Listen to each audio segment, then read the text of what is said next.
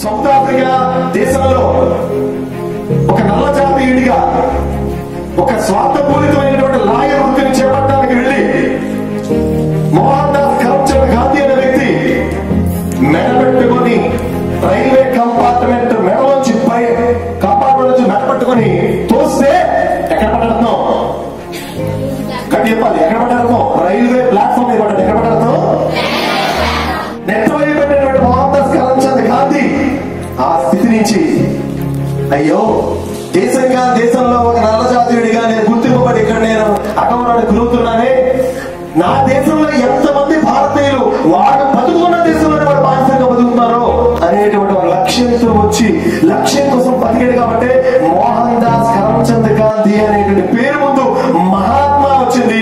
అతని 150వ సంవత్సరాల పుట్టిన తర్వాత కూడా అతని పేరు 130 కోట్ల మంది భారతీయులు కూడా రెప్పలాడుతోంది.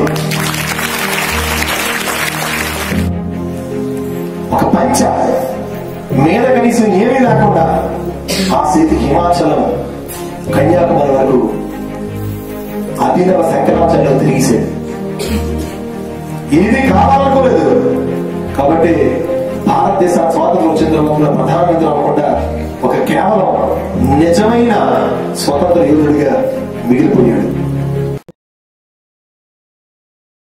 Like this video, share this video and subscribe to Lhasa Foundation YouTube channel and click on the bell icon for notifications. Do write your valuable comments and suggestions in the comment box and ask for more new videos on which subjects you want. Support Lhasa Mission.